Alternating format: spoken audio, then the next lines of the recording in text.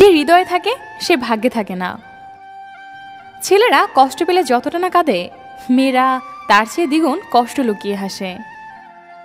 রাগ, অভিমান, ভালোবাসা এগুলো কখনো শেষ হয় না, শুধু সময়ের ব্যবধানে চাপা পড়ে থাকে। সময় মতো আবার ঠিকই মাথা নাড়া দিয়ে ওঠে।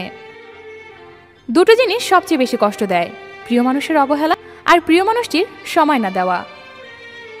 কাগজের নৌকা দিয়ে যেমন নদী পার হওয়া যায় না, তেমনি ফেসবুকের ভালোবাসা দিয়ে ঘর সংসার করা যায় না। ভালোবাসার মানুষটির ছলনা বুঝিয়ে দেয় কাউকে নিজের সবকিছু দিয়ে ভালোবাসতে নেই, কারণ তাতে কষ্ট ছাড়া আর কিছুই মিলে না জীবনে।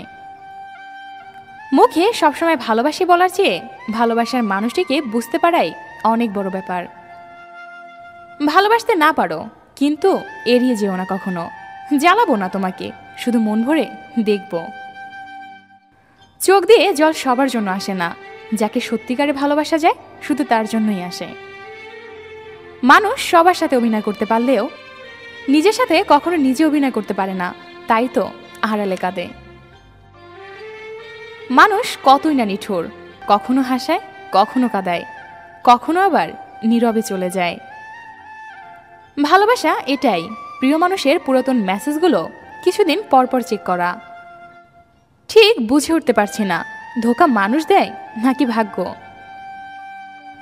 কিছু মানুষ এমনভাবে সাজিয়ে গুছিয়ে মিথ্যা বলতে পারে যে সত্যটা না জানলে তাদের চিনে ওঠা যায় না। কষ্ট পেয়েও যারা চুপচাপ থাকে তাদের যন্ত্রণাটা আরো অনেক বেশি। আমি তো তাকে হারিয়েছি যে কখনোই আমার ছিল না, কিন্তু সে একজনকে হারিয়েছে যে শুধু তারই ছিল। শূন্যস্থানটা সবসময় শূন্য থাকে, অনেক সময় ধুলাবালি পড়েও পূর্ণ হয়ে যায়। যাকে তুমি বেশি ভালোবাসবে সে জন্যই সব থেকে বেশি কাঁদবে। একতরফা ভালোবাসাগুলো খুব পবিত্র হয়, যেখানে কোনো অন্যায় আবদার থাকে না। ব্রেকআপ তো তাদের হয় যারা টাইম পাস করার জন্য ভালোবাসে।